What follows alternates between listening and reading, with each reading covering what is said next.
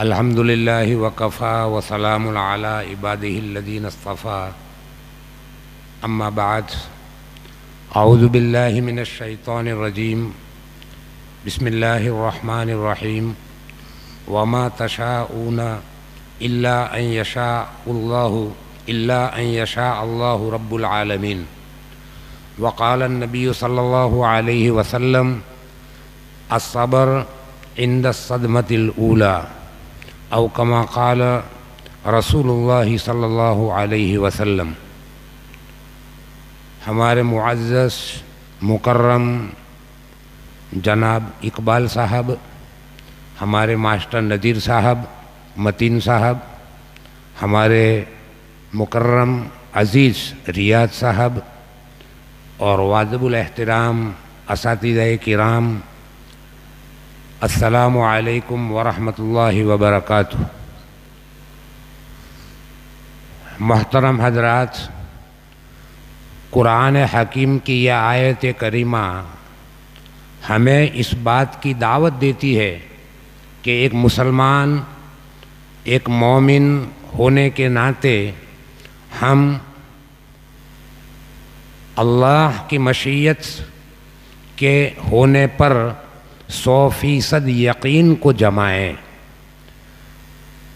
ہم دنیا میں دیکھ رہے ہیں، دنیا کا یہ ظاہری نظام دو مشیتوں سے ہے مربوط۔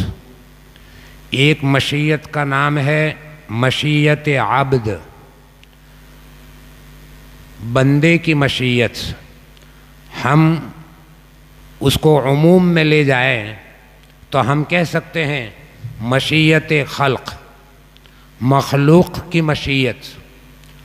دوسرے نمبر پر دوسری مشیت، مشیت معبود، اللہ کی مشیت، مشیت رب، مشیت خالق۔ اب یہ دو مشیتیں جب ساتھ ساتھ چل رہی ہے تو مشیت عبد کا تعلق ظاہری نظام اور تدبیر سے ہے وابستہ۔ آدمی اسباب کے درجے میں تدابیر کو اختیار کرتا ہے، اور تدابیر کو اختیار کرتے ہوئے وہ یہ چاہتا ہے کہ بھئی میرا یہ کام ہو جائے، میرا یہ کام نکل جائے۔ یہ مشیت عبد جس کا تعلق تدبیر سے ہیں۔ اسی کے ساتھ ایک ہے مشیت معبود، مشیت رب، مشیت خالق۔ مشیت معبود کا تعلق تقدیر، قضاء و قدر سے ہیں۔ تقدیر بھی کہتے ہیں، قضاء و قدر بھی کہتے ہیں۔ لہذا ایمان مفصل میں ہم کو جو سکھایا گیا اور جن جن چیزوں پر 100% ایمان لانے کو کہا گیا، ان میں سے ایک چیز والقدر خیرہ وشرہ من اللہ تعالی الی آخرہ۔ تو یہ والقدر خیرہ وشرہ من اللہ تعالی، اسی کا نام ہے قضاء و قدر، اسی کا نام ہے تقدیر، اور اسی کا تعلق مشیت معبود سے ہے۔ اب ہمارا امتحان، ہم جو چاہتے ہیں اور چاہت کو پورا کرنے کے لیے ہم جو تدابیر اختیار کرتے ہیں، تو زندگی کے سفر میں کبھی ایسا بھی ہوتا ہے کہ ہماری چاہت پوری نہیں ہوتی، ہمارا مشن نامکمل، ناتمام، ادھورا رہ جاتا ہے، اور من کی چاہت من ہی میں رہتی ہے۔ ظاہری اعتبار سے اس کا کوئی وجود ہمارے سامنے نظر نہیں آتا۔ یہ اس بات کی دعوت ہے کہ ہماری مشیت پر اللہ کی مشیت ہے غالب۔ مشیت معبود کا تعلق اللہ کے غیبی نظام سے ہے۔ لہذا اس دنیا کے ظاہری نظام کے ساتھ اللہ کا غیبی نظام بھی مربوط ہے، اور جب جب اللہ چاہتا ہے ہماری چاہت پوری ہوتی ہے، اور جب اللہ نہیں چاہتا ہے تو ہماری چاہت پوری نہیں ہوتی ہے۔ لہذا اسی بات پر ہم کو ایمان لانا ہے، اور قضاء و قدر پر 100% ایمان لا کر ہمیں اپنی زندگی کو اور آگے بڑھانا ہے۔ حضرت محتمم ہمارے مرکز اسلامی کے روح رواں اور مؤسس اول اور بانی مبانی حضرت مولانا محتمم موسیٰ صاحب رحمت اللہ علیہ کہتے ہوئے زبان لڑکھڑاتی ہے، اور دل یہ نہیں مانتا کہ میری زبان سے رحمت اللہ علیہ کا لفظ نکلے۔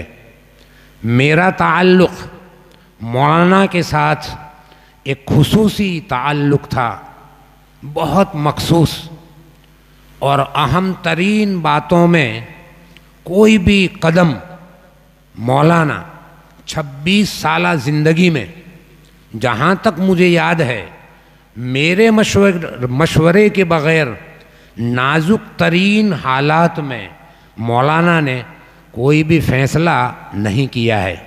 میں نے مشورہ دیا، ہمارے دونوں کا اتفاق ہو گیا، بس مولانا تیار۔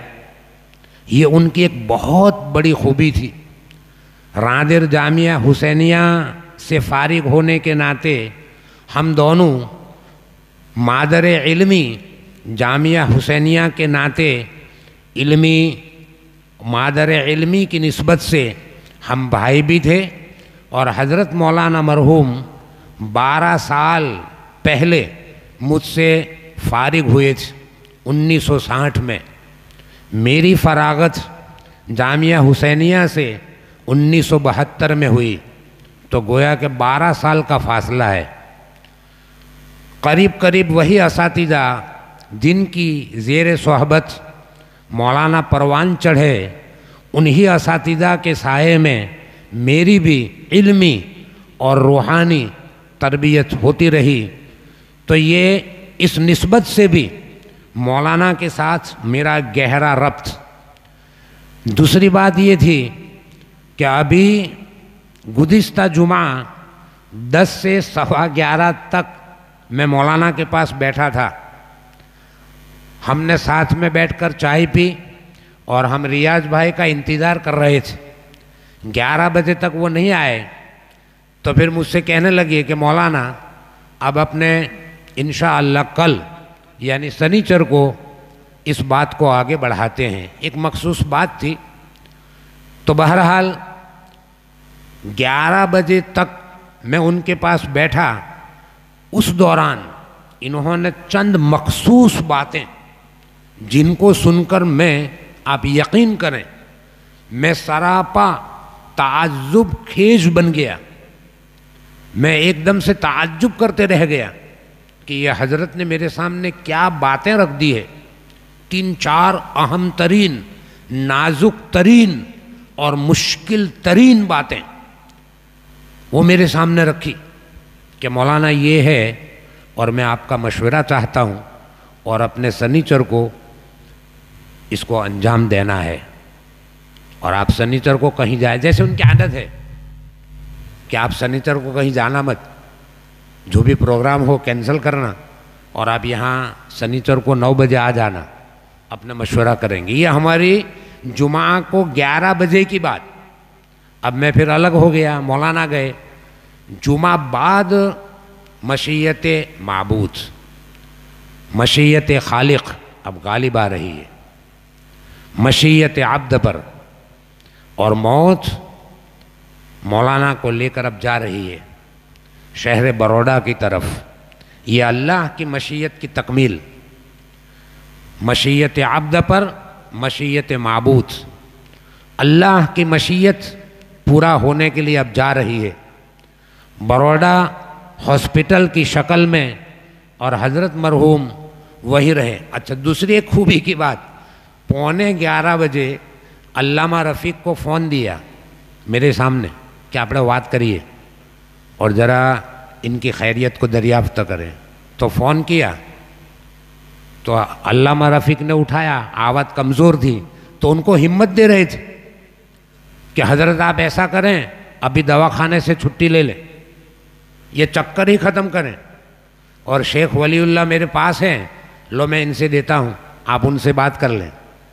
تو میں نے بھی 1-2 سیکنڈ علامہ رفیق سے بات کی، رو رہے تھے فون پر، لیکن مولانا ان کو ہمت دے رہے تھے.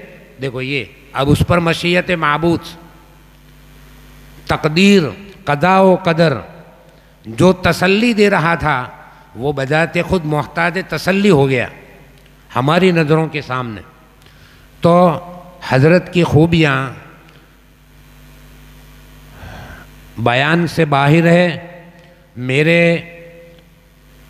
ہمدم، میرے ہمزمان، اور یہ بھی میں کہہ سکتا ہوں کہ عمر کے حساب سے مولانا 12 سال مجھ سے بڑے تھے، لیکن ہم دونوں بے تکلف کوئی بھی نازک ترین بات ہو تو ہم دونوں آپس میں بیٹھ کر اس کو سلجھاتے تھے، اور ہم کسی کو اس کی بھنک تک نہیں پہنچنے دیتے تھے کہ بے پردے کے پیچھے کیا ہو رہا ہے. میں مولوی موسیٰ، ہم دوست، علامہ رفیق بھی نہیں، ہم دو.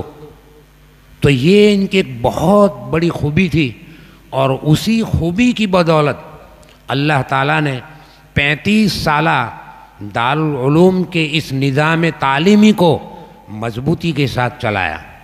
میں دعا کرتا ہوں اللہ تعالیٰ اس کو تادیر قائم اور دائم رکھے گا، اور ہمارے مکرم معزز اقبال صاحب مدد اللہ العالی، میں ان کو بھی یہ یقین دلاتا ہوں کہ میرا مکمل ساتھ آپ کے ساتھ رہے گا، اور میں حتی الامکان آپ کے قریب رہ کر آپ کو مشورے دیتا رہوں گا.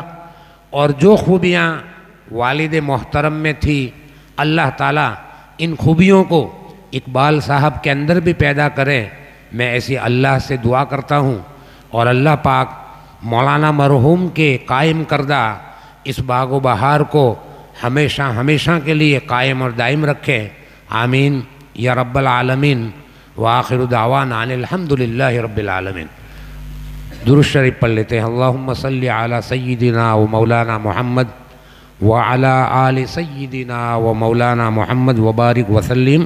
ربنا آتنا فی الدنیا حسنہ وفی الآخرۃ حسنہ وقنا عذاب النار. ربنا لا تؤاخذنا ان نسینا او اخطانا. ربنا لا تحمل علینا اصرا کما حملتہ علی الذین من قبلنا. ربنا ولا تحملنا ما لا طاقة لنا به واعف عنا واغفر لنا وارحمنا انت مولانا فانصرنا على القوم الكافرين. اللهم يا قاضي الحاجات يا مجيب الدعوات نسألك موجبات رحمتك وعزائم مغفرتك والغنيمة من كل بر والسلامة من كل اسم. لا تدع لنا ذنبا إلا غفرت ولا هما إلا فرجت ولا دينا إلا قضيت ولا مريضا إلا شفيت ولا بلاء إلا دفعت ولا علما إلا علمت ولا مسجدا ولا مدرسة إلا حفظتهما ولا عالما ولا مديرا إلا غفرت. خصوصا اللهم اغفر لمديرنا المكرم موسى ماکروڈ رحمه الله تعالى. اللهم اغفر له وارحمه وسكنه في الجنة. اللهم اجعل قبره روضة من رياض الجنة. اللهم وسع قبره ونور قبره وعاته المكان في جوار رحمتك. اللهم إنا تلونا تلاوة القرآن. اللهم بلغ ثواب تلاوتنا أولا إلى أرواح الأنبياء والمرسلين خصوصا إلى روح سيدنا ومولانا محمد صلى الله عليه وسلم، وثانيا إلى أرواح الصحابة والتابعين وإلى أرواح العلماء المرحومين خصوصا.